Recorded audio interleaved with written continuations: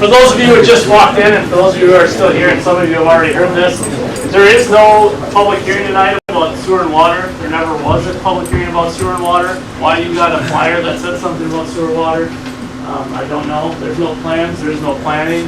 Apparently it's referenced somewhere in one of our codes. Our code book is called that thick, but tonight's public hearing is about our subdivision code.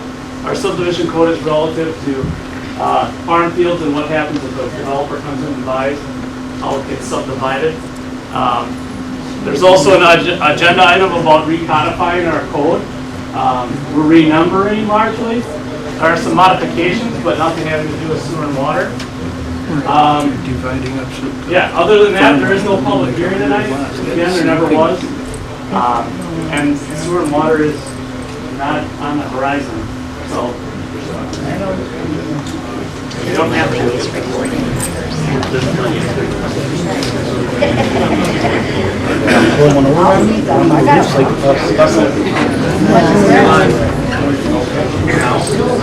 Have your attention, please. I'll call the meeting to order. Agenda item number 1, roll call. All of the village board trustees are here, so we have a quorum. On to agenda item number 2, review at the verification of compliance with open meeting law. We do have in our packet a signed affidavit of posting. Number 3, Pledge of Allegiance. Please rise and recite Pledge of Allegiance. I pledge allegiance to the flag of the United States of America and to the republic for which it stands, one nation, under God, indivisible, with liberty and justice for all. Agenda item number 4 is public hearing. 4A is public hearing, subdivision regulations. B, discussion and action regarding ordinance 2013-81, an ordinance to repeal, recreate, rename, renumber Chapter 66 entitled Subdivision Regulations, and to adopt Chapter 330 entitled Subdivision of Land. Before we go into public hearing,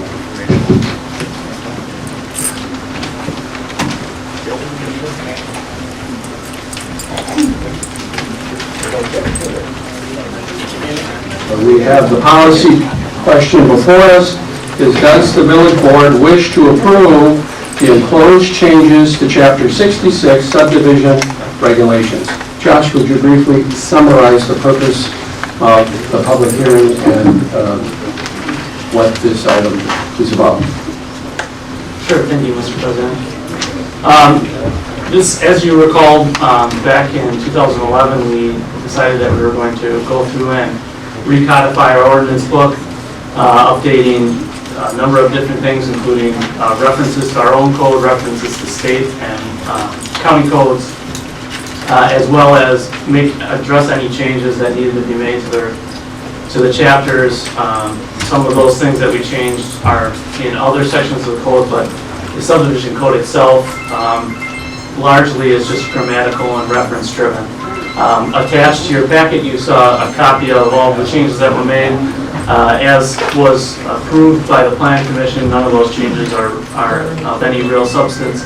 And so at this time, I would turn it back over to you. Okay. I'll entertain a motion to go into public hearing. I'll make a motion to go to public hearing. Motion to go into public hearing by Sandy. I'll second that. A second by Dan. Further discussion? Hearing none. All those in favor? Aye.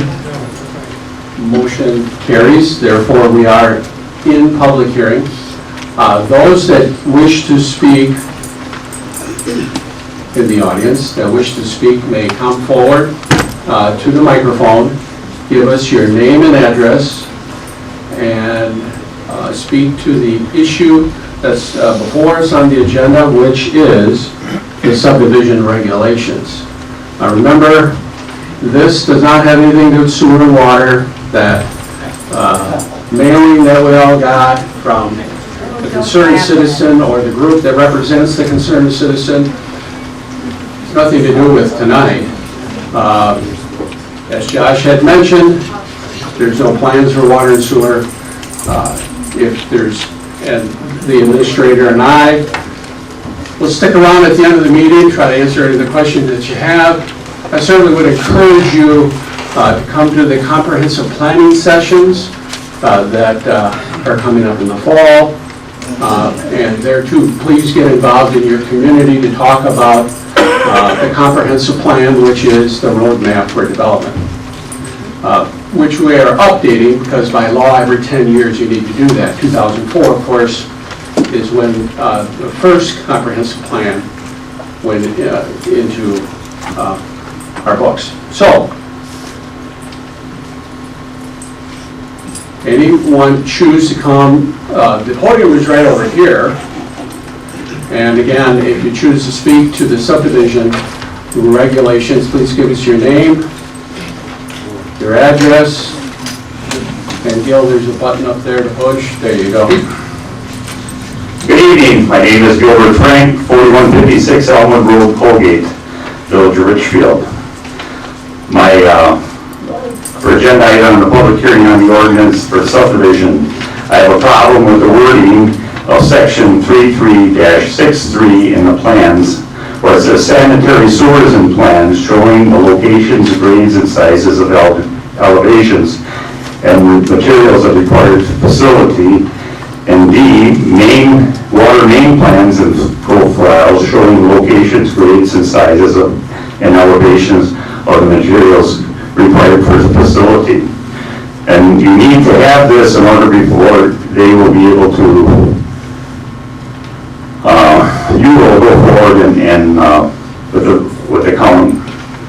And the change I would like to put in is please change the sanitary sewer plans and profiles to private septic systems or on-site sewer systems, and the water main to private wells or private water systems.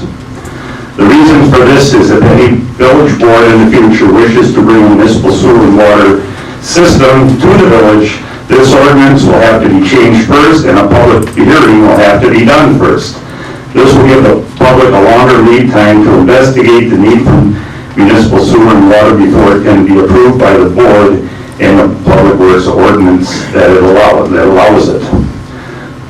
A similar approach would be to modify the public works ordinance by removing section 2, paragraph A, so the village-wide referendum is required before municipal sewer and water can be introduced on the Highway 175 corridor.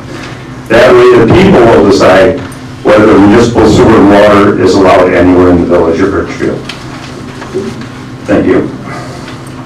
And that was your reference to 330.63. Is that correct? 330.63? Yeah, 330-63 plans B and D. B as in boy and G as in dog? D as in dog. What are listed on the paper? They can't take a paper. They can't have anything like that. They, Okay, thank you. Okay.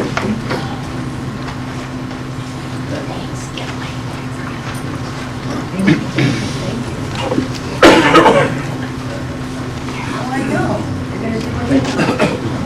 Don't get me.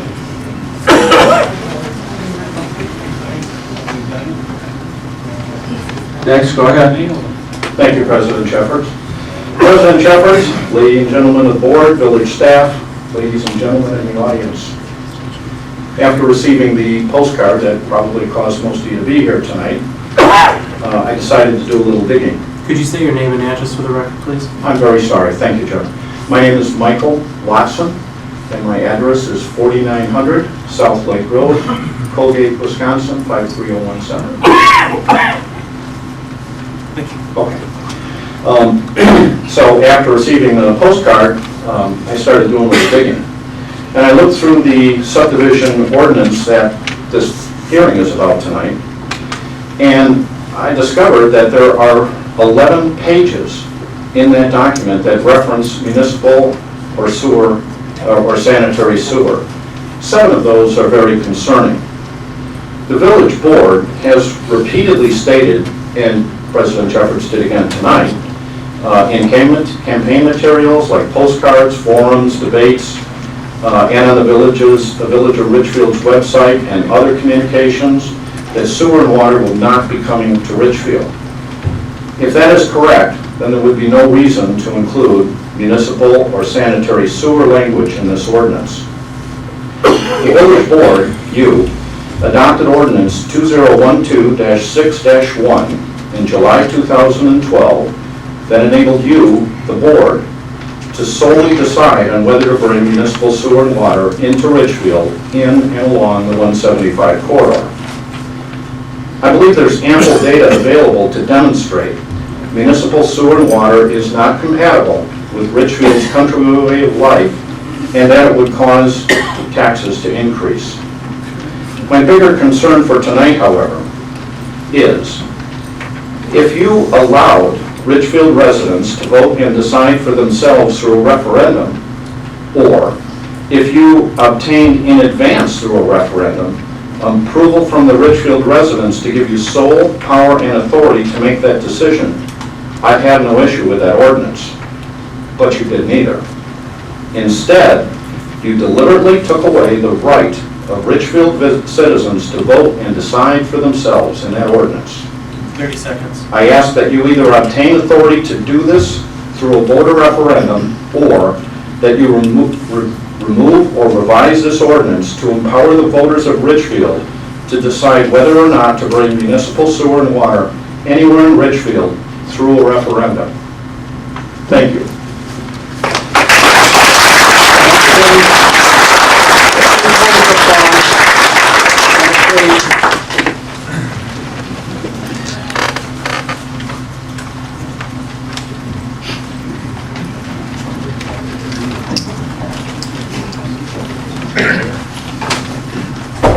Greg Galinsky, 4073 Hubertus Road, Hubertus, Wisconsin.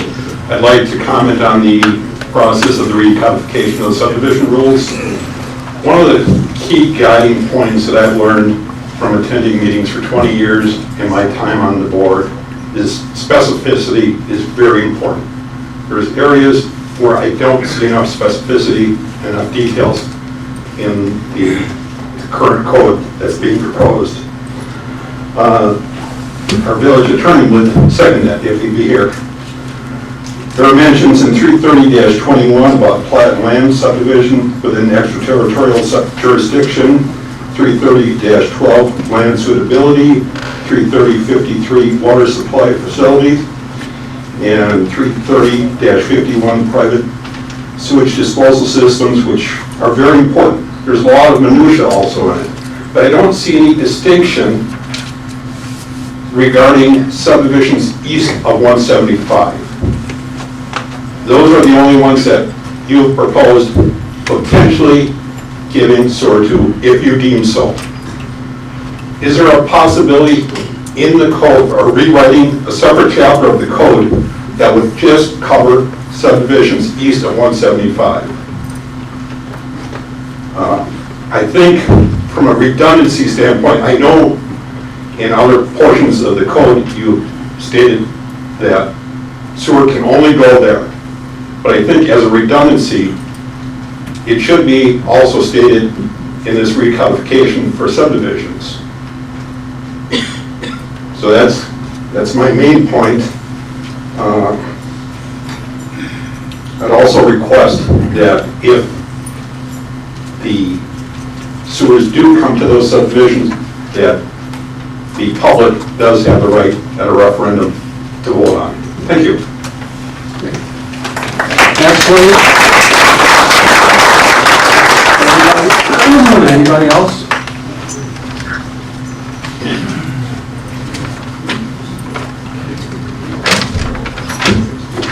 Well, I think everybody said enough here. My name is Bill Myers. I'm from 4655 Sincere Ray Drive in Hubertus. And I'm going to speak about something nobody else has, which is 330.23.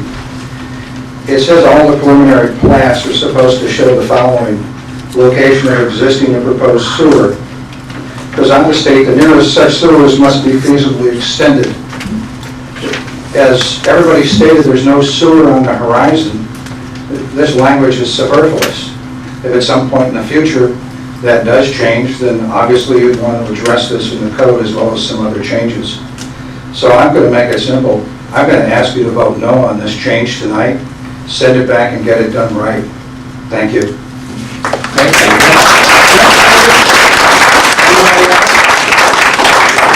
Anybody else? That's once. Anybody else? Twice?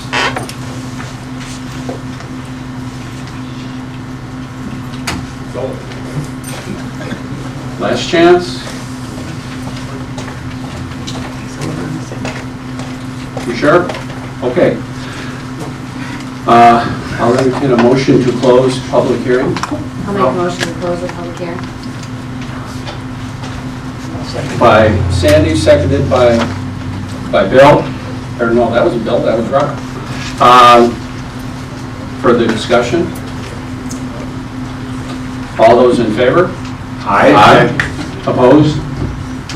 All right, motion carries. We are now out of public session and into item number 4B, which is the discussion action phase for this item. We've had we had 4 speakers tonight asking for some changes to the code. Some were specific about chapters, others were not. They were kind of mentioned 11 references and whatnot, but no specificity.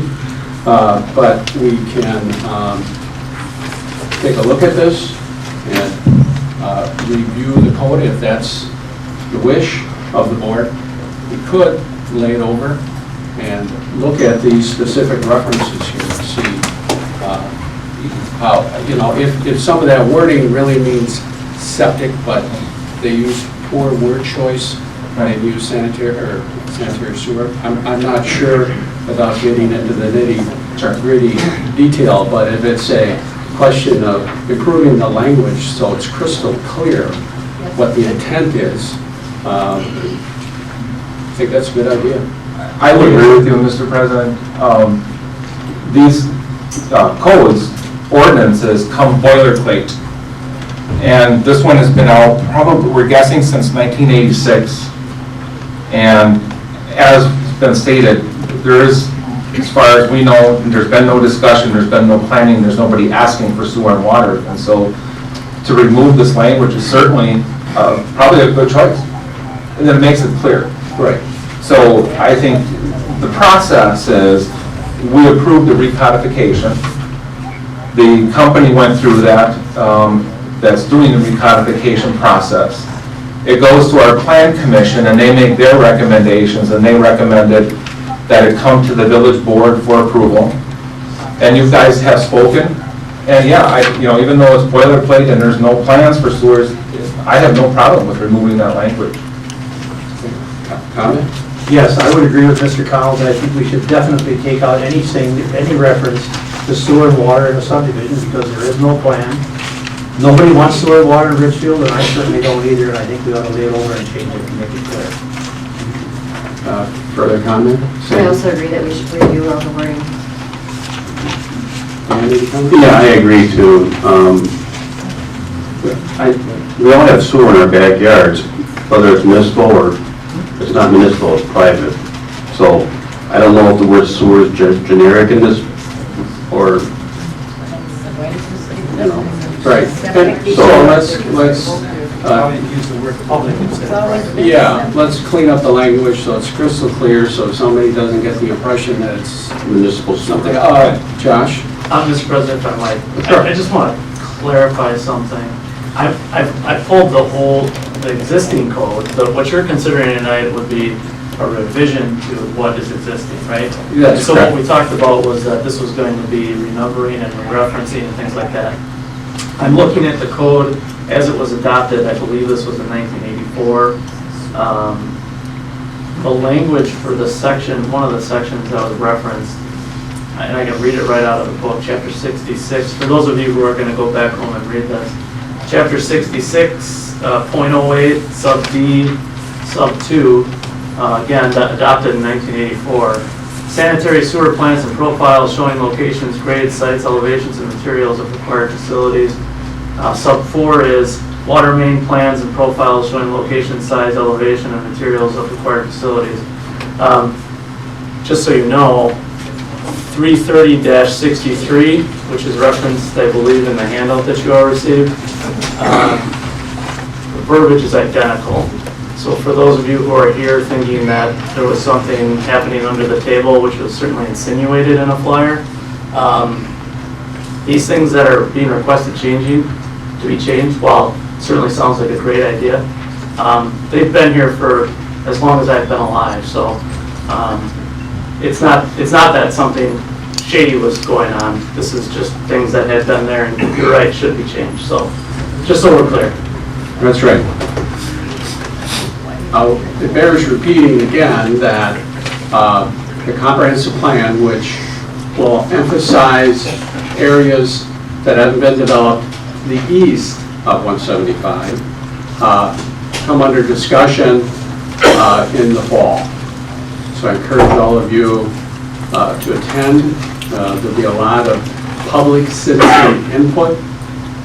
There probably could be some changes to that map. For example, there currently is one hamlet that exists in the village that has combined mound systems furnishing the sanitary septic. The map shows that there could be another one, but maybe folks would prefer to have some business in that area, or industrial, or retail, or some other kind of residential. But that's where we'll have your input. And we went through this in 2004. I don't know if anybody attended those meetings. Did anybody attend the comprehensive plan meetings in 2004? This will be similar to that. This is the same idea. We got all together, everybody discussed their thoughts about what they want in their village. And we, well, when was that? Last winter, we went through the strategic planning survey. Some of you may have, it was 800 survey throughout the village. And we are in agreement, everybody on this board is in agreement with you all, that 99 point whatever percent should remain the same. 3-acre density, cluster development. We have a water ordinance that prevents new development to reduce the water table at the boundary line as with certain criteria. We have on board a hydrologist that takes a look at the heights of water in the wells to monitor that for us, because we all get our water from the shallow aquifer. And we need to, all of us here tonight, everybody in the village has to protect that shallow aquifer. That's where we're getting our water from. That's why we have instituted some of the ordinances that we have to protect that. 3-acre density with the cluster, build on 40%, build on 60%, 40% open space is key to maintaining Richfield. Some of the questions that you will need to work out in your minds and with the board is there is, there's 23,000 acres in our village. 36 square miles, it's 23,000 and some odd acres. The area east of 175 that hasn't been developed or under discussion is maybe, what, I'm guessing 500 to 800 acres. It's a very small area, but yet important to Richfield. So let's keep that in mind, that the vast, vast majority of Richfield is going to remain just the way it is. So unless some other board changes it, but this one does not want to entertain that idea. And from a practical point of view, let's remember that the village has a subcontinental divide that runs through it. So water, part of the village runs to the Mississippi, the other part of the village runs to Lake Michigan. And for years now, there's been citizen groups that have been preaching about water and sewer, and that all of Richfield is going to be water and sewer. It's just not practical. It's too darn expensive, especially if we maintain the 3-acre lot density. We have roly-poly terrain, don't we? And you try to run sewer through that, nobody could afford to live here. It's not going to happen. But we all have a job to do, don't we? We need to maintain our shallow aquifer. We need to keep that water clean. So I can't stress that enough. All of us have to work together to make that happen. And like I said, we have some things in place to try to keep it that way. But again, it takes all of us to work together. So, here we are, talking about a subdivision ordinance tonight. And what is the pleasure of the board? I would make a motion to remand this ordinance back to staff to take a look at the language around sewer and water, remove what needs to be removed, and make sure that it's clear as to what its intent really is. So I have a motion on the floor by Bill. Is the technical word layover? Table. Table.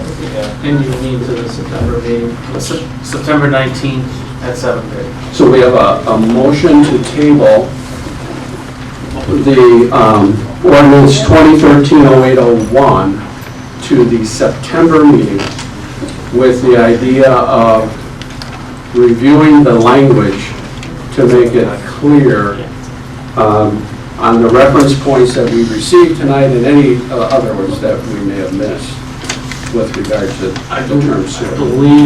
I believe procedurally we'll have to reopen the public hearing and table the public hearing until that Right, date. because we have to have that public hearing in September. Right. Otherwise, everybody will come back and open the public hearing. Right, okay. So we'll do that first, and then this motion will come through. We haven't had a second yet, but, correct, procedurally? Right. Okay. So I'd like to amend my motion, and that motion would be to reopen the public hearing to lay over for the September, what date is that, Jim? I'm sorry, September 19th at 7:30. September 19th at 7:30. I have a motion on the floor to reopen the public hearing and to table the ordinance Decision on the ordinance. until the September 19th meeting. Do I have a second? I'll second it. Second by Rock. Further discussion. Are we clear on what we're voting on? What we're trying to do is, by next meeting, assuming we can, spruce things up, if not, we can lay it over. But assuming we can get this all accomplished in a month, we'll come back here, reopen the public hearing, take public comment again, like we did tonight, close it, and then have another discussion action process with potentially a vote. Hearing no further discussion, all those in favor? Aye. Opposed? Hearing none, motion passes. Okay, let's go on to item number 5.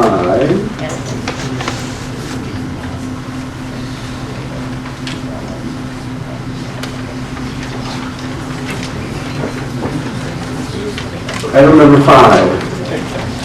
Update regarding Richfield, Slinger, Sussex Building and Inspections Intergovernmental Agreement. Josh, this is a verbal, we don't have any other documents on it. That's right.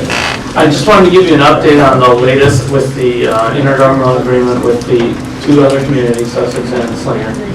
As you recall, as part of this agreement, the three communities goes from 3 full-time building inspectors down to 2 full-time building inspectors.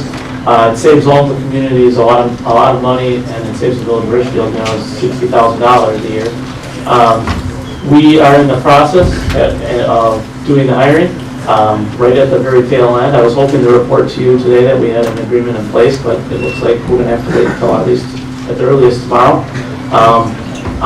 Back in June, the middle part of June, we posted the ad for the position per the terms that were discussed during the intergovernmental agreement discussions. In the middle of July, we received the applications. We ended up receiving 7 applicants for the position, 5 of whom I would consider qualified or semi-qualified. About the first week of August, we had the first round of interviews. A couple of days later, we had a second interview, and we have since narrowed it down to one person and are now in the process of doing our due diligence for background checks and things like that. And we're also doing negotiations with that individual. So I spoke to that person tonight, and he has fully intends to accept the position once we work through a couple of minor issues in terms of salary and compensation and benefits and things like that. And so I'm hoping that at the September meeting that I'll be able to introduce the individual, and by then, of course, we'll be fully underway with the new agreement. The new agreement goes into effect on September 1st. The real first day of action is September 3rd. And that is when both inspectors will be hired and located here in Village Hall, and then we'll be serving all 3 communities. So again, it works out very well. We're also just in the process of selling the existing truck. That happened today. We should be getting contacted by the auction firm sometime in the next 24 hours. And we're also in the process then of acquiring the 2 other vehicles for these individuals to use. So everything's moving along as we had hoped, and by September 3rd we should be lock, stock, and barrel ready to roll. So we're excited. As long as we're on this subject, you may just want to come back to why we decided to move forward with this agreement and what the benefit is to the taxpayer. Sure, thank you, Mr. President. This agreement was something that had actually been discussed early on in my tenure with a number of different municipalities. Finally, after a few years and a couple of changes in leadership at some other municipalities, we came to some general terms. We brought it to the board. The idea was to try to make all of our governments in general a little bit smaller where we can. We started to look into exactly how things would work, and the idea ultimately became where each one of us individually had our own full-time building inspector, that we could share that service where only 2 inspectors could serve all 3 communities and retain the same service levels. And so what we did was we put together an agreement. I can get into some of the details if you'd like about how it works, but in essence, the other 2 communities actually pay the Village of Richfield to provide the service. And again, those communities save money because it's a reduced rate from what they were at before. Each of them saves tens of thousands of dollars. The Village of Richfield gains a net positive of about $60,000 every year.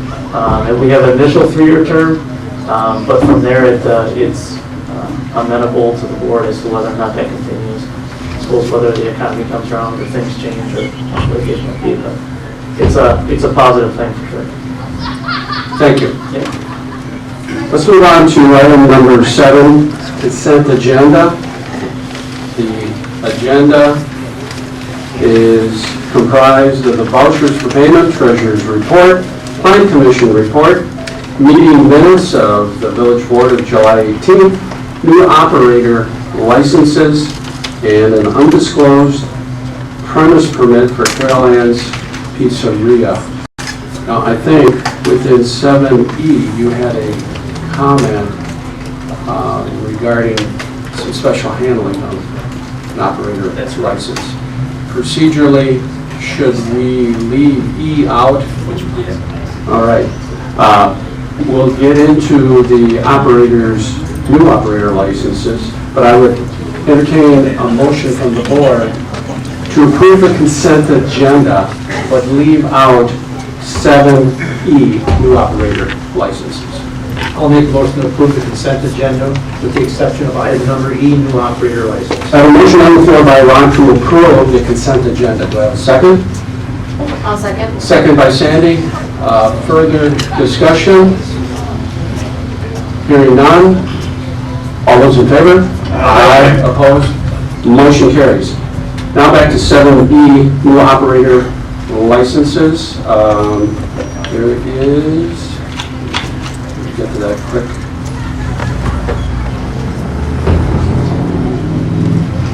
You know, it might be just like, here we are. Oh, we don't have a summary by, yeah, here it is. Page 71. Okay. We have one, well, we could approve everybody on the list except one and then handle that separately. Okay. I'll make a motion to approve the operator licenses for those that are listed, with the exception of the applicant by the name of Peter Sampson. I have a motion on the floor to approve all of the operator licenses except for Peter Simpson. Do I have a second? I'll second. Second by Dan. Further discussion? Hearing none. All those in favor? Aye. Opposed? Motion carries. Now, let's go back to Peter Sampson. Josh, would you walk us through what process, and as I flip through his docket? No problem, thank you, Mr. President. Peter was an applicant for operator's license in place of a foreman up at Charlie's. I believe Peter is here tonight. Peter. The process was that Peter applied for the license. We did a thorough background check as we always do, and there were a number of items on there that we sent Peter a letter for and also a phone call, I believe, and asked him to come to the meeting to speak further about. So if it pleases the board, he's available to answer some of those questions, any questions that you might have. Peter, would you step up to the microphone, please, and state your name and address? My name is Peter Sampson. Address is 4426 Trillium Lane. That's Slinger, Wisconsin, 53086.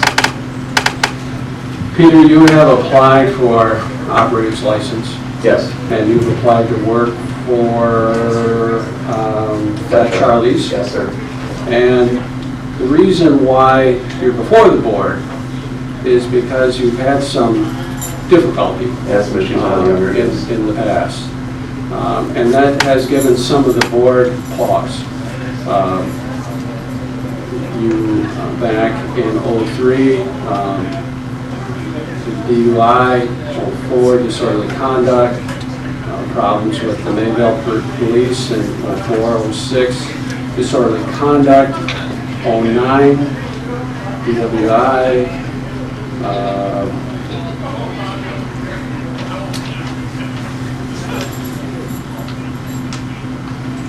and so we thought it best that you come before the board and see if the board feels that there's enough issues in your past to warrant us granting you the ability to serve alcohol in the village.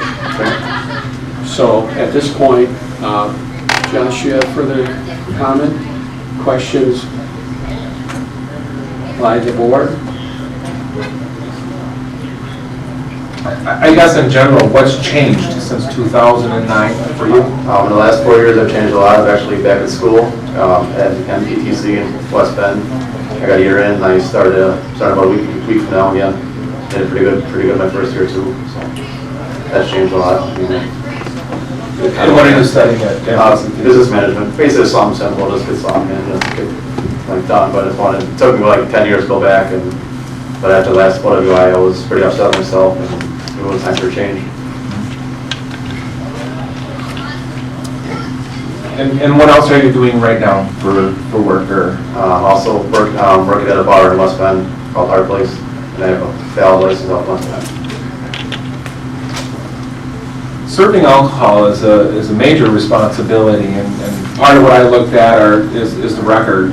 And as the president expressed, it just makes me pause. Red flags, I understand. Right. I am also, though, considering the history. The last one was in 2009. Yes. This is 2013. However, there was a span there of 5 years, so we're almost coming up on that 5 years, and that makes me wonder sometimes as well. But I need to hear and talk to you and see you in order to Yeah, it makes sense. to understand what I should really be doing here.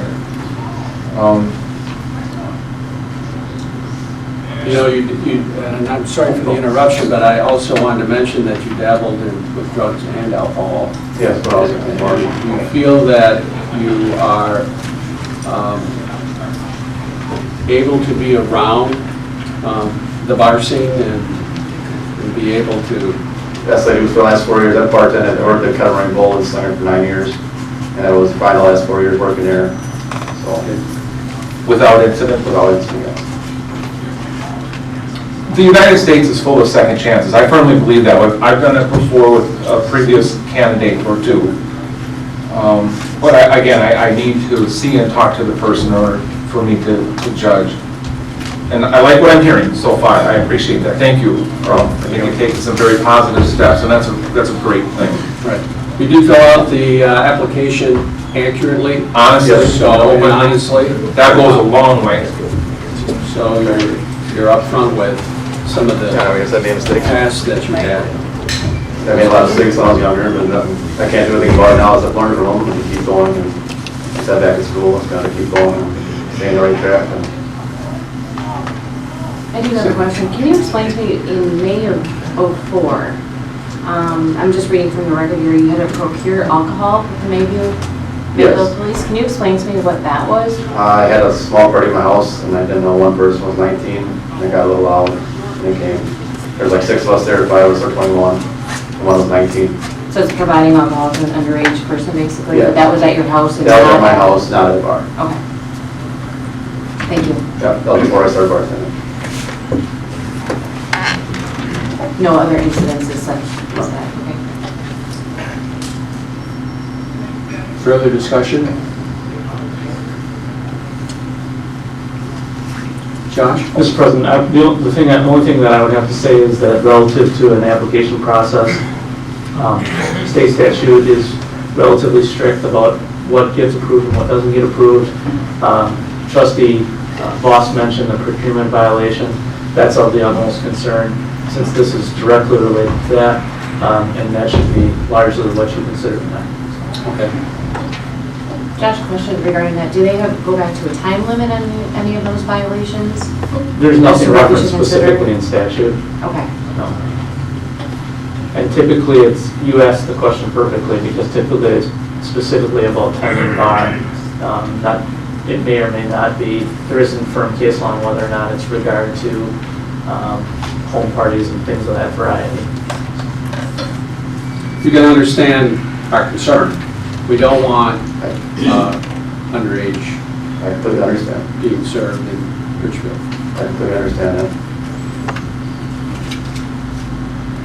Further discussion or action? I'll make the approve the operator's license for Mr. Peter Sampson. I have a motion on the floor by Rock To approve the license, do I have a second? I guess by nature of my comment, it's seconding as per parliamentary procedure, but I don't know that we can require, but I would like to hear from you 6 months from now, perhaps. Just let us know how you're doing. Okay. I'd love to hear about it. I love success How would stories. you like to do that, or just from the Call. meeting? My number is on the website. I've got a card. I can email, or you can email me. Okay. Trustee Collins at richfieldwi.gov, whatever it I is. could do that. Either way, that would be I fantastic. could do that, I could do that for you. Thanks. Might I follow up on that and suggest that if you get something to me, I can pass along here at Village Hall, just pass along to the entire board. So kind of just bring it here and just, they come here and say, hey, Handwritten. well, no. Yep. All right. Further discussion? Dave, just want to make a comment. If there's an issue, we're going to come down hard. I completely understand. Right, to Dan's point, and you mentioned it as well, it is in the past, it's been a number of years. It's a record that we can't ignore, but if we approve this, it is a second chance from our perspective. So So I understand that, we appreciate you guys pass it out. Appreciate it very much. Well, I'll let you guys down. All those in favor of the motion? Aye. Opposed? Hearing none, motion carries. You have your license? Thank you. Thank you very much. All righty. On to item number 8A.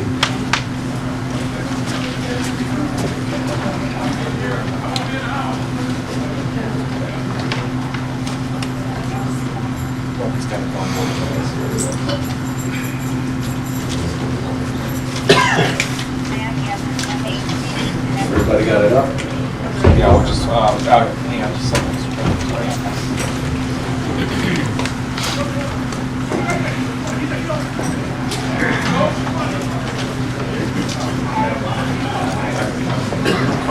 All right, on to 8A. Discussion action regarding ordinance 2013-8-2, an ordinance to revise, consolidate, amend, supplement, and codify the general ordinances of the Village of Richfield.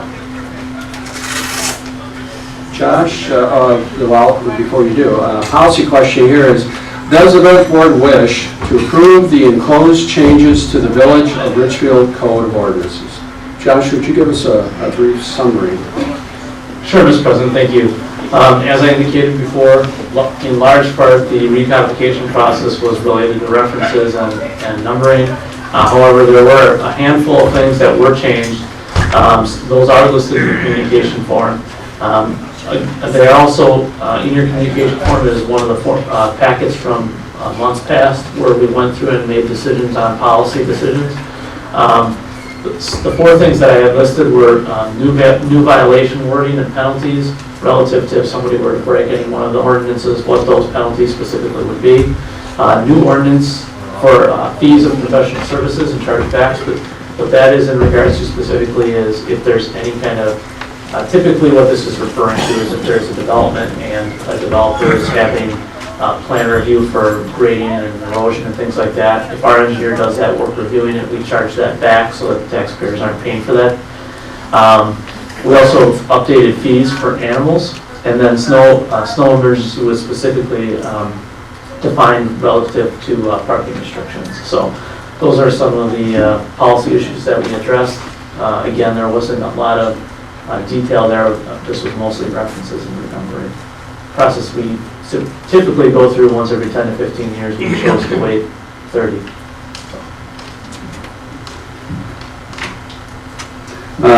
Discussion.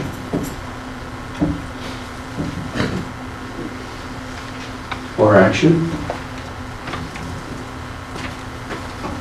I'll make a motion to approve ordinance 2013-8-2, an ordinance to revise and consolidate, amend, supplement, and codify the general ordinances of the Village of Richfield, Washington County, Wisconsin. I have a motion on the floor by Sandy to approve. Do I have a second? I'll second it. Second by Dan. Further discussion? Hearing none. All those in favor? Aye. Opposed? Motion passes. 8B. Discussion action regarding request from Richfield Historical Society and recommendation from the Park Commission to reallocate funds from the Richfield Park budget.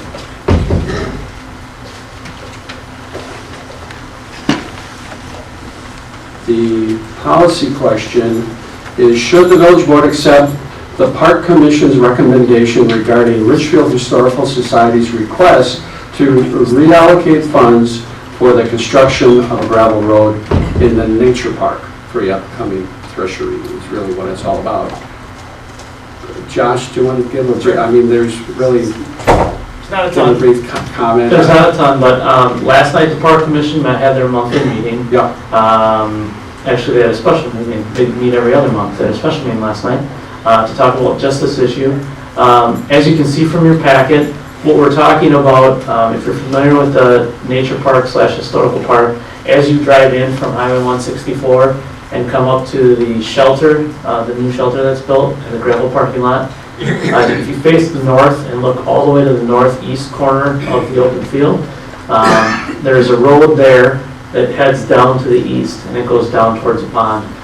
There's a Google Earth image in your packet that gives you a real good view of that. That road there is what is used essentially, specifically, I should say, twice a year during the threshery, where all of the threshing actually takes place. The concern that was raised by the Historical Society, and specifically Herb Wolfe, was the condition of that road.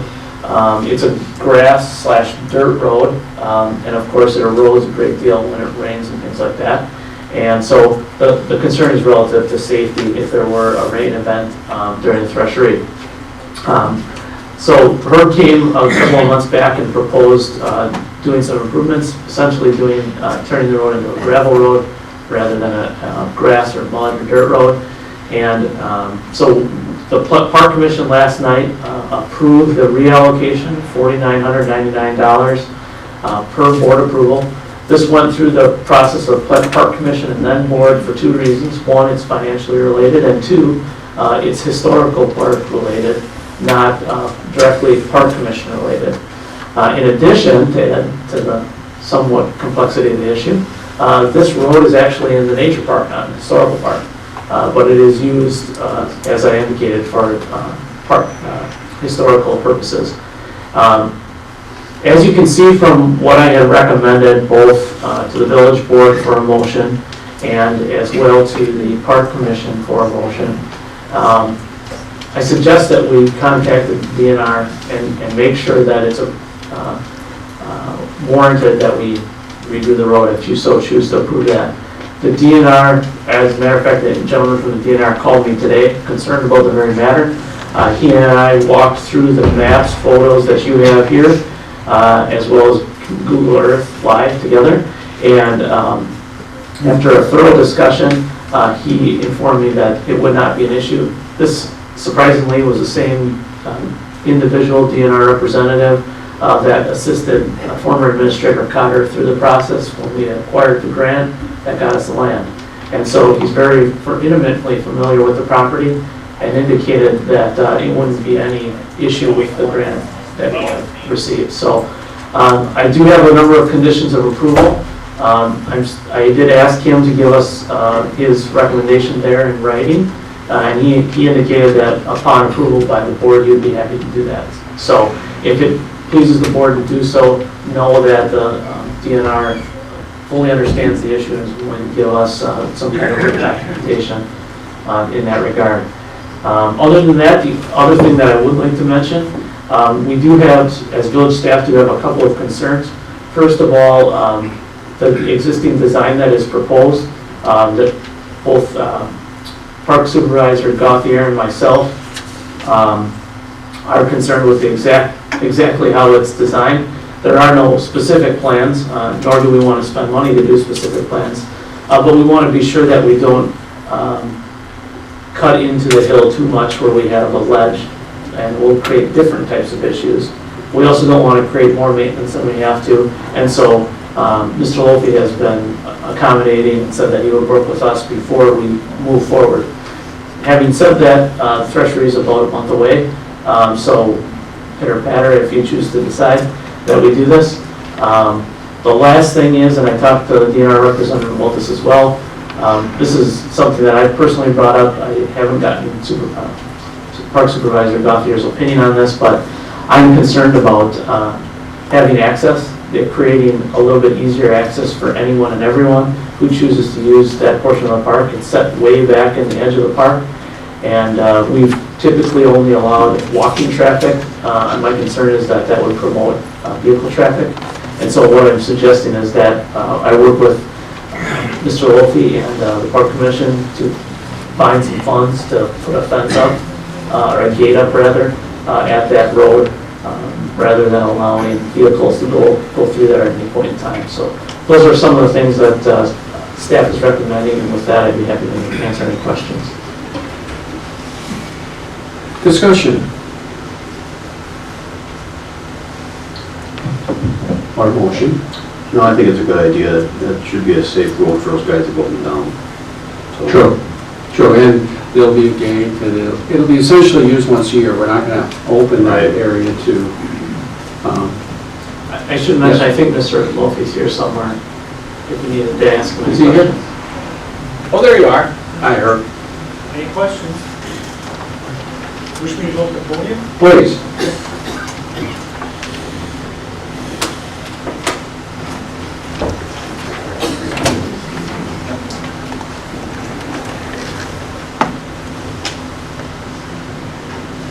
My name is Herb Wolfe, 4434 Pleasant Hill Road. I'm Sites Committee Chair of the Richfield Historical Society and co-chair for Treasury. And as Giles eloquently explained, we've looked at this for a number of years. We've had issues with this road. We've had some situations where vehicles would slide backward. And as time has gone on, we've brought in more and more people to the event. And we're concerned, we want to be proactive before we would have an incident in the area. The gentleman I called you from DNR, I had contacted him this morning, I encouraged him to call you. He left a voicemail by me that at that point he didn't have an answer, but evidently by the time he talked to you, and he did state that he was initially involved with the grant with that property. So again, from the perspective of safety, it is also a horse trail. And with the erosion on there, and at this point, I noticed yesterday, they're actually, small stone rolling down the hill. It could even lead to a possible accident with a horse, somebody riding down in that area. You got any other questions on it? Board, I mean, you mentioned I went through the park board last night and it got approved. So, Bill? No, thank you, Herb. I think it's a great solution for the problem that's there. I don't know if a lot of people understand the amount of vehicles that go through there at the Threshery. So maybe you can just tell us a little bit about the vehicles that we're talking about. During the Threshery, that area that this access road leads to is where the threshing is done. So there's steam engines. We've got 3 steam engines, 2 of them will be going through that area, and that's also a concern. Steam engines need to be kept relatively level. You got to keep that water over crown sheet or they could explode. But we've got very conscientious operators, they've got insurance, they've got inspection. But we want to make it as, what should I say, as traversable as possible for these vehicles. We've got exhibitors who we've encouraged them to use the road further to the south that we took on because of the danger with this road, try and keep more traffic over there. But what is the sense of having 2 areas that are getting somewhat eroded? Why don't we just create one area where we can control the erosion and offer enough room for vehicles to go back and forth? When we stage for the parade both days, that road is where all the vehicles come up and stage through that area. So, yeah, and for our people mover as well, it would offer a much safer route. And again, it's something that we just didn't think about, but perhaps we should have been pushing more earlier. Now, the contractors have got to keep in mind that, I know we're limited with time, but those that I talked to have assured me that it can be done. They think it's about a 2 to 3 day project altogether. So and they are going to be compacting. It's not like you're just going to cut a road. It will be compacted. There will be a base and there will be TV on top, and they'll all be compacted. The date of the Threshery, I'll give you a plug. Okay, thanks, I appreciate that. 21st and 22nd of September, everyone's invited and bring a friend. We appreciate your consideration, and we'll see you at the Threshery. Any further discussion or action? I would make a motion to reallocate 4,900, is that correct? 49.99 from the historical park budget for the construction of a gravel road in the nature park at the described location with the following conditions of approval. 1, village staff work with Richfield Historical Society to improve the existing design, minimize impact of the project on the nature of the beauty of the park. Village staff will procure a minimum of 3 proposals, accepting the lowest responsible proposal according to village policy. Village staff shall receive a correspondence from the DNR prior to executing the contract with the contractor. Village staff will work with the Richfield Historical Society, and will present the proposal in 2013 to install a gate at this location. I have a motion on the floor by Dan to approve the reallocation. Do I have a second? I'll second it. Second by Rock for the discussion. Yep. Well, right. We don't have to have the gate installed before the thrashery. No. I think we just have it before the end, I before it understand. freezes. Yeah. Yeah, I think it was a proposal in 2013. Okay. Any additional discussion? Hearing none. All those in favor? Aye. Opposed? Motion carries. Herb? Herb, go. There you are. Okay. We're all set to go. Number 8C, discussion regarding date and time for the Public Works Tour. Mr. President, you asked a couple of months ago about having a tour of the Public Works facility. We had talked about doing a morning to get together and go through some of the trucks and the facilities and things of that nature. So the end of this month is currently what we're looking at. If we can do it anytime in the morning after the August 21st, we can make that work. So whatever tends to work for everybody. Well, for me, the last week of the month is good, like a Tuesday, Wednesday. And that would be like a 27th, 28th kind of thing. We could stay away from Tuesday. All right, how about the 28th or 29th? One of those 2 days? My understanding was we were going to try and do it early. Is that still the Morning. Does that have the morning or? Oh, yeah, Thursday I couldn't do, but Wednesday I could do, 28th or in the morning. Would that Friday morning be better? Wednesday works great for me, and I know Fridays are tough for that department. Does Wednesday work? If we did that 6:30? Wednesday the 20th of August. Good for me. I can make it work. Sure. I'll figure it out. What's too early? 6:30, 7:30? I'm up at 3:30, 4? 4 o'clock. 4 o'clock. Why don't we shoot for 7? Get yourself ready. I'll start the coffee, I'm up early. 7 o'clock, August 20th. August 28th, excuse me, Wednesday at 7 a.m. at the shop. Yes, we'll meet at Meet at the the shop, correct? Yes. Okay. Number 9 is public comments. I didn't see any cards at all for public comments, so just double checking. Jim, you didn't have any either, correct? Number 10, adjournment. Anybody want to I'll make a motion to adjourn. have a motion by Bill to adjourn? I'll second it. Second by Rock. All those in favor? Aye. Opposed? We are adjourned. The administrator and I will now meet those that wish to ask some questions about the sewer and water.